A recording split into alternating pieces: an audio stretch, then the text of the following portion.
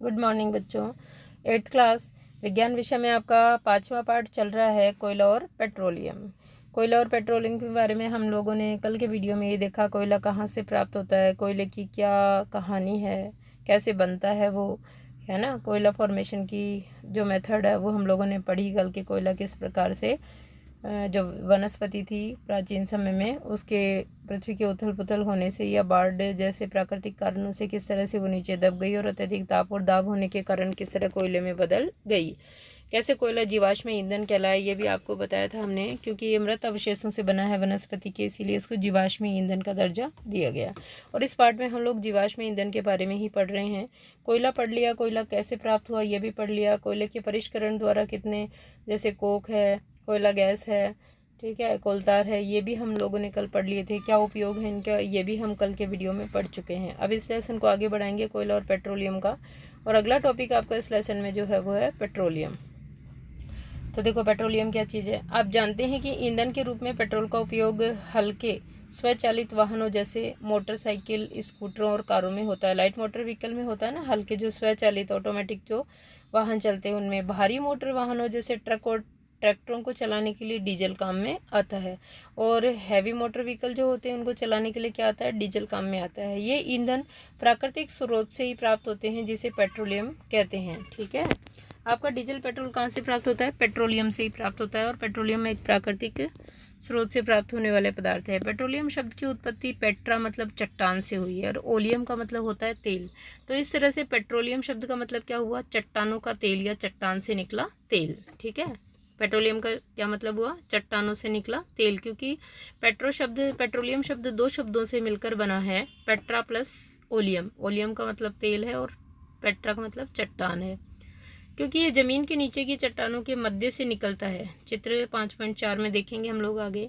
क्या आप जानते हैं कि पेट्रोलियम कैसे बनता है। पेट्रोलियम का निर्माण समुद्र में रहने वाले जीवों से हुआ है, जब ये जीव मृत हुए।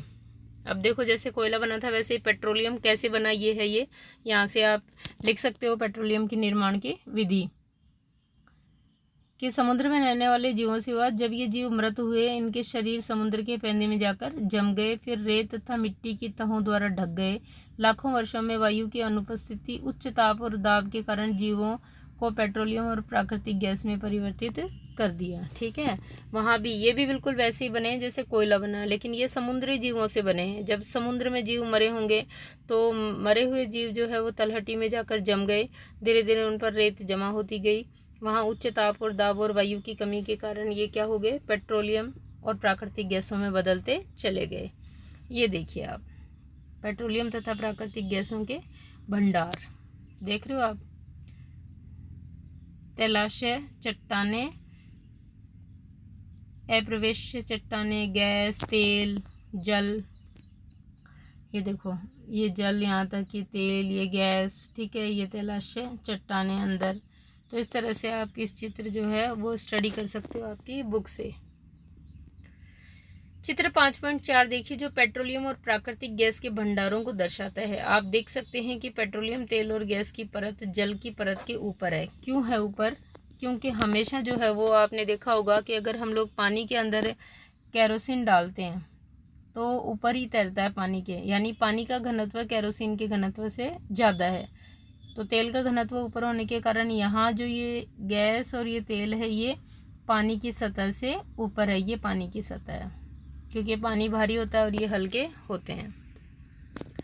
आप देख सकते हैं कि पेट्रोलियम तेल और गैस की परत जल की परत के ऊपर है। ऐसा क्यों है, याद करिए कि तेल और गैस जल से हल्के होते हैं और इनमें मिश्रित नहीं होते। विश्व का पहला तेल का कुआं जो है पेनिसिल्वेनिया में अमेरिका में 1859 में प्रवेधित यानी ड्रिल किया गया था, खोदा गया था। 8 वर्ष बाद 1867 में असम के माकूम नामक स्थान पर तेल का पता चला। भारत में तेल असम, गुजरात, बॉम्बे, हाई और गोदावरी तथा कृष्णा नदियों के बेसिन में पाया जाता है। ये तेल के कुएं हैं। अब तो अपने बाड़मेर में, राजस्थान में भी, बाड़मेर में भी कई तेल के कुएं जो है वो खोदे जा चुके हैं, पाए जा चुके हैं। पेट्रोलियम का परिष्करण। पेट्रोलियम गहरे रंग का तेलीय द्रव है। क्या है पेट्रोलियम, गहरे रंग का तेलीय द्रव है। इसकी गंध अप्रिय होती है, यानी बेचैन कर देती है, हम लोगों को अच्छी नहीं लगती। यह विभिन्न संगठकों जैसे पेट्रोलियम गैस, पेट्रोल, डीजल, स्नेहक तेल, पैराफिन, मोम आदि का मिश्रण होता है। देखो आपका पेट्रोलियम जो है वो इन सब चीज़ों का मिश्रण है।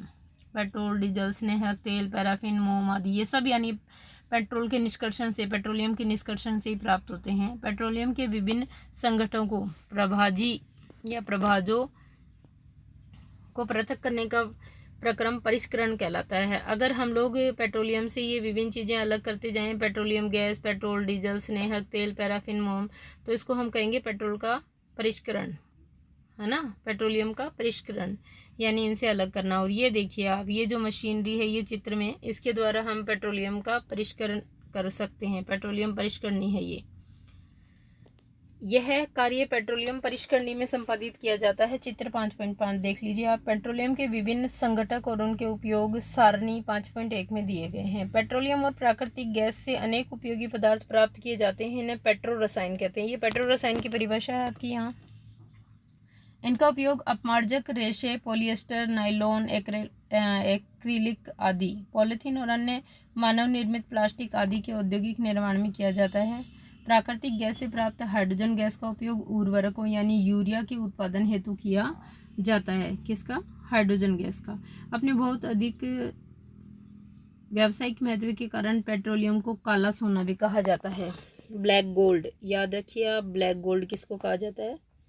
पेट्रोलियम को कहा जाता है। बहुत ज़्यादा उपयोग है इसके।